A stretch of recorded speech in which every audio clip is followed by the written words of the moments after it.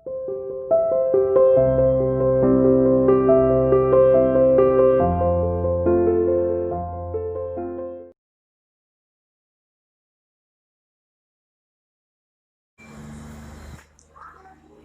Student, welcome to CR international online classes. बेटा, आज हम डिस्कस करेंगे वर्षा कि वर्षा क्या होती है, वर्षा के प्रकार क्या है, विश्व में वर्षा का वितरण है वो किस प्रकार है। पहला, बादलों से जल की बूंदों का बरसना ही वर्षा कहलाता है।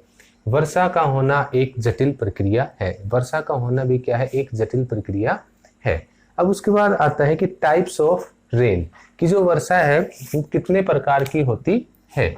वायु 3 प्रकार से ठंडी होकर संघनित होती है। वर्षा कब होती है? जब वाटर वेपर्स ठंडे हो, कंडेंसेशन की प्रोसेस होकर और वो छोटी छोटी जल की बूंदों में परिवर्तित हो जाते हैं, तो फिर जब वायु उन जल की बूंदों को अपने अंदर संजो कर नहीं रखती और उसकी आर्द्रता है वो सापेक्ष आर्द्रता 100% हो जाती है, तो फिर वो वर्षा की जल की बूंदों के रूप में पृथ्वी के ऊपर गिरते हैं और इस प्रकार वर्षा है वो होती है। कि वायु 3 प्रकार से ठंडी होकर संघनित होती है। अतः वायु के ठंडा होने की विधियों के अनुसार वर्षा 3 प्रकार की होती है। जो वायु है वो ठंडी होकर 3 विधियों से संघनित होती है और इस प्रकार वायु के ठंडा होने की विधियों से जो वर्षा है वो 3 प्रकार की होती है। पहली है संवहनीय वर्षा यानी कॉन्वेंशनल रेनफॉल।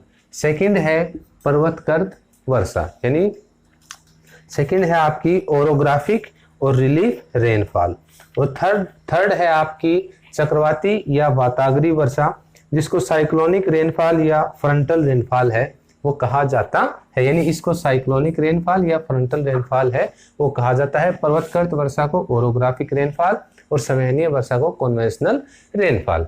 अब फर्स्ट हम डिस्कस करेंगे संवहनीय वर्षा यानी कॉन्वेंशनल रेनफॉल।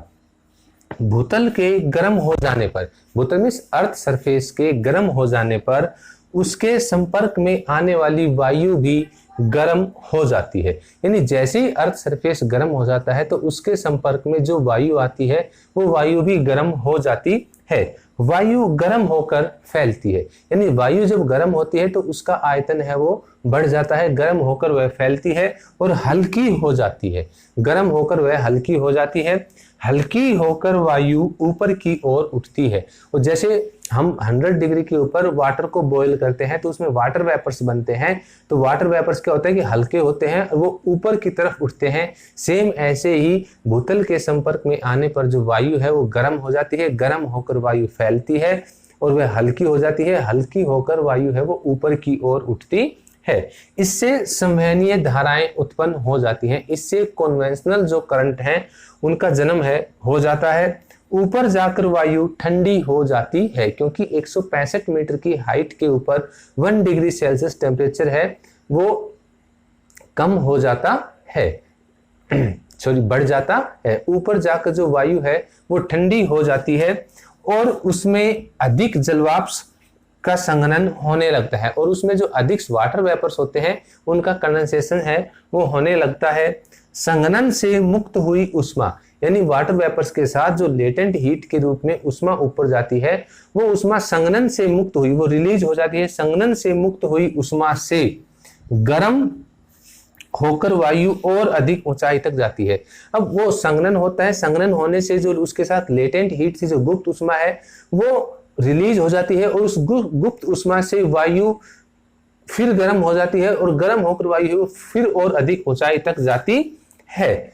उष्ण और आर्द्र वायु का ऊपर की ओर उठाव कपासी मेघ बनाता है। अब वो उष्ण मीन्स गर्म, आर्द्र मीन्स मॉइस्चर, कि उस गर्म और आर्द्रता से ऊपर उठी हुई वायु है वो कपासी मेघ है वो बनाती है, जिससे बाद कपासी मेघ बनाती है जिससे बादलों की गर्जना व बिजली की चमक के साथ मूसलाधार वर्षा होती है। जिससे बादलों की गर्ज यानी बादल गरजते हैं और बिजली की चमक के साथ जो मूसलाधार वर्षा है वो होती है। भूमध्य रेखीय प्रदेशों में होने वाली वर्षा इसी प्रकार की संवहनीय वर्षा है। यह वर्षा वहां अधिकतर देर के लिए नहीं होती, अधिक देर के लिए नहीं होती, वह सूर्यास्त तक बंद हो जाती है। इसी विशेषता के कारण इस वर्षा को 4 बजे वाली वर्षा भी कहते हैं। यानी इस संवहनीय वर्षा को, अब देखो भूमध्य रेखीय प्रदेशों की बात कर रहे हैं हम। भूमध्य रेखीय प्रदेश कौन से होंगे?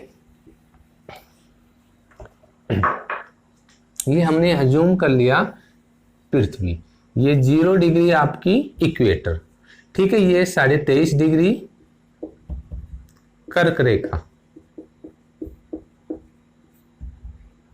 ये भूमध्य रेखा, ये 23.5 डिग्री की है आपकी मकर रेखा, ठीक है। ये जो क्षेत्र होगा ये उष्ण क्षेत्र है। तो भूमध्य रेखीय प्रदेशों में यह वर्षा है वो अधिक देर तक नहीं होती और यह शाम तक है वो वर्षा है वो रुक जाती है। और भूमध्य रेखा के क्षेत्र में यह वर्षा नॉर्मली 4 बजे के आसपास होती है, यानी दिन के 4 बजे के आसपास होती है, इसलिए इसको 4 o'clock रेनफॉल यानी 4 बजे वाली वर्षा भी है वो कहा जाता है।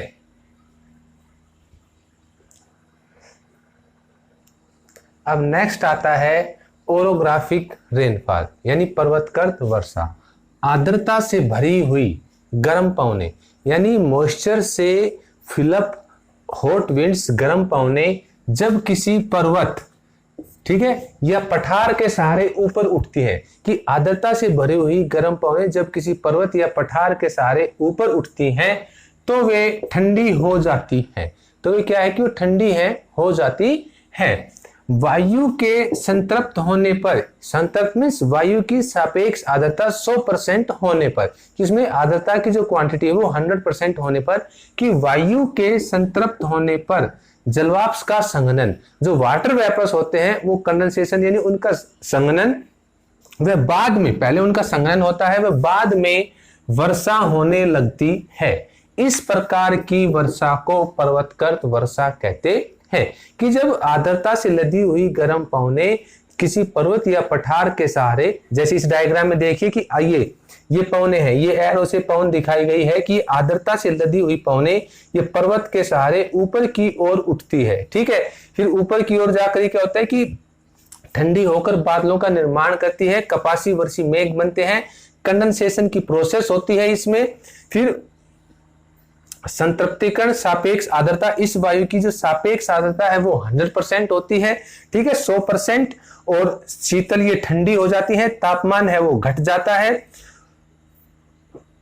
फैलती है, वायु दाब घटने लगता है, ठीक है, और वर्षा का निर्माण है वो होता है। यानी इस ढाल के सहारे वर्षा ऊपर उठती है, पवनें ठंडी होती हैं, कंडेंसेशन की प्रोसेस होती है, और कंडेंसेशन की प्रोसेस होने के कारण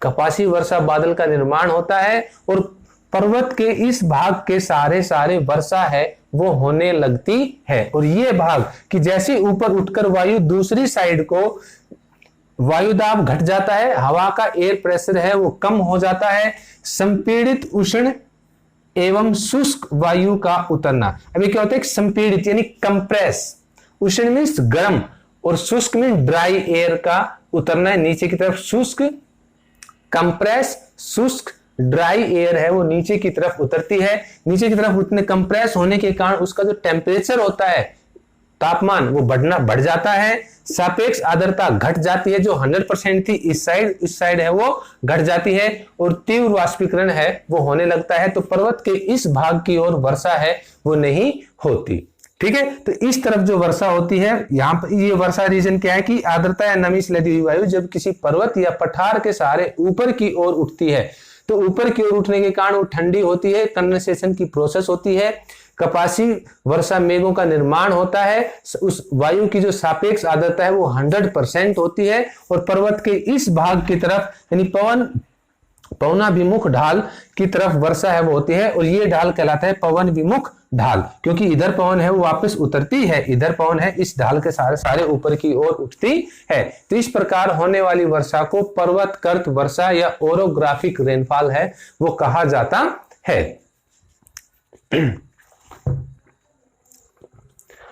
पर्वतकृत वर्षा पवनाभिमुख ढालों यानी विंडवर्ड्स पर होती है, तथा पवन विमुख ढाल लीवर्ड्स स्लोप शुष्क रह जाते हैं। इसका कारण यह है कि अब देखो इस ढाल के सहारे तो वर्षा होती है, ये पवनाभिमुख ढाल है, ये पवन विमुख ढाल है, इस साइड है वर्षा है वो नहीं होती। इसका कारण यह है कि पवन विमुखी ढाल पर काफी मात्रा में वर्षा करने के बाद पवनों में आर्द्रता कम हो जाती है कि इस ढाल की साइड, इधर की साइड काफी वर्षा करने के बाद इस ढाल में उनमें आर्द्रता की है वो कमी हो जाती है। दूसरा कारण यह है कि पवन विमुखी ढाल पर उतरती हुई पवनें संपीड़ित होकर गर्म हो जाती हैं, जिससे उनमें बची हुई आर्द्रता का शीघ्र संघनन नहीं हो पाता। कि अब ये पवनाभिमुख ढाल, इसके सारे जब पवने नीचे होते हैं तो कंप्रेस होकर गर्म हो जाती हैं और इसमें जो आर्द्रता बची रहती है गर्म होने के कारण इसमें जो आर्द्रता रहती है उनका कंडेंसेशन यानी संघनन है वो नहीं हो पाता। ठीक है, कंडेंसेशन है वो नहीं हो पाता। पर्वतकृत वर्षा की इसी विशेषता के कारण भारत के पश्चिमी घाट पवनाभिमुख ढाल पर स्थित महाबलेश्वर में प्रति वर्ष 625 सेंटीमीटर वर्षा होती है, जबकि उसमें कुछ ही किलोमीटर दूर पवनाभिमुख ढाल पर स्थित पुणे में केवल 70 सेंटीमीटर वर्षा प्राप्त होती है। पवनाभिमुखी ढाल पर आकाश में बादल तो होते हैं किंतु वर्षा नहीं होती, इसी कारण इस क्षेत्र को वृष्टि छाया प्रदेश कहते हैं।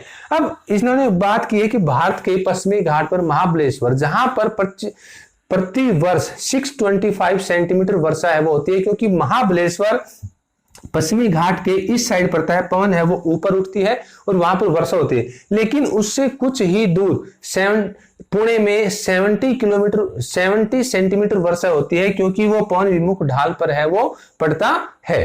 ठीक है, वहां पर वर्षा है वो कम होती है। इस क्षेत्र को यानी इस एरिया को हम वृष्टि छाया प्रदेश है वो कहते हैं, क्योंकि यहां पर वर्षा है वो नहीं होती या बहुत कम है वो होती है। अब नेक्स्ट टाइप आती है चक्रवाती या वाताग्री वर्षा, साइक्लोनिक रेनफॉल और फ्रंटल रेनफॉल। ऐसी वर्षा चक्रवातों के कारण होती है यानी साइक्लोन के कारण होती है। शीतोष्ण कटिबंध में, अब देखो शीतोष्ण कटिबंध में, शीतोष्ण कटिबंध क्या होता है कि ये हमने अज्यूम किया है एज पृथ्वी, ये 0 डिग्री इक्वेटर, ये 23.5 डिग्री की आपकी बेटा कर्क रेखा। ये बहुत इंपॉर्टेंट चीजें हैं, ये ध्यान रखना कि कर्क रेखा कितने डिग्री की है कितने की नहीं। ये तो जोन क्या होता है, ये उष्ण कटिबंध होता है, लेकिन ये 30 डिग्री से और ये 60 डिग्री तक के एरिया को या 66 डिग्री तक के एरिया को हम मान लेते हैं शीतोष्ण कटिबंध। ठीक है, उसके बाद इसके 66 डिग्री से 90 डिग्री तक के जो आते हैं उसको कहते हैं शीत कटिबंध। 90 डिग्री तक के शीत कटिबंध, वहां पर बर्फ है वो जमी रहती है, यानी शीतोष्ण कटिबंध। इसको हम मान सकते हैं 30 से 60 डिग्री अक्षांश रेखाओं के बीच का जो क्षेत्र है उसको हम शीतोष्ण कटिबंध कहते हैं।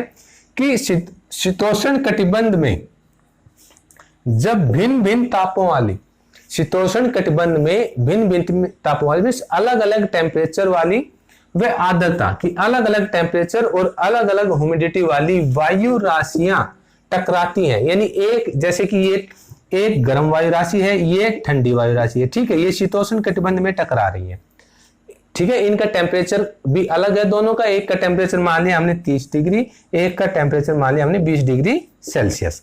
ठीक है, दोनों का टेम्परेचर अलग है। इसकी ह्यूमिडिटी है मान लो 90%, ठीक है, और इसकी ह्यूमिडिटी है 50%।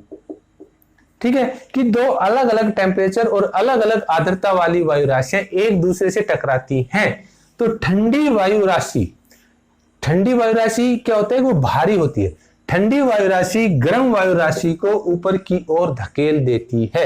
अभी जैसे ये टकराएंगी तो ये गर्म वायु राशि है ये ऊपर की तरफ हो जाएगी, ये ठंडी है ये नीचे की तरफ आएगी, अपलिफ्ट डाउनवर्ड हो जाएगी, और गर्म है हॉट वायु राशि है ये ऊपर की तरफ अपलिफ्ट हो जाएगी। तो ठंडी वायु राशि गर्म वायु राशि को ऊपर की तरफ यानी अपलिफ्ट है वो कर देती है।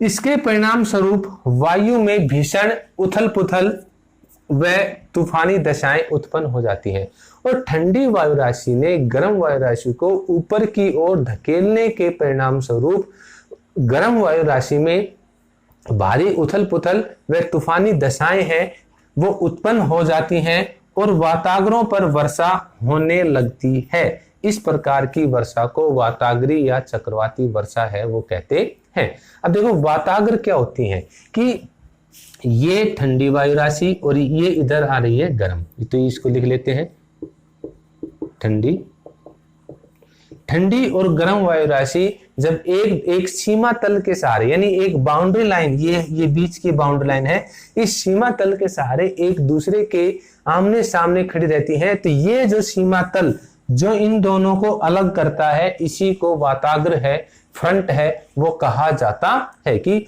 ठंडी और गर्म वायु राशि जब एक दूसरे के सामने, एक सीमा तल के सहारे एक दूसरे के सामने आमने सामने खड़ी होती हैं, तो उस सीमा तल को ही वाताग्र है, वो कहा जाता है। जैसा इस फिगर में देखिए, ये तप्त धरातल है, ठीक है, ये नीचे तप्त धरातल दिखाया गया है। ये ध्रुवीय ठंडी, इन ध्रुवीय में 60 डिग्री से 90 डिग्री तक के ऊपर का जो एरिया है उधर से आ रही, ये ठंडी वायु राशि है, ठीक है, ये ठंडी वायु राशि है। और ये तप्त धरातल इधर से, ये गर्म वायु राशि है, ये वाताग्री वर्षा इधर हो रही है, ये वाली, कि ये उष्ण कटिबंध वायु, ये गर्म वायु है। ये जो सीमा तल है इसको हम कहेंगे वाताग्र, क्योंकि ये सीमा तल इन दोनों को एक दूसरे से अलग करता है, इसको हम कहते हैं वाताग्र। तो इधर ये वर्षा है, ये होनी स्टार्ट हो जाती है, इसको वाताग्री वर्षा है, वो कहा जाता है।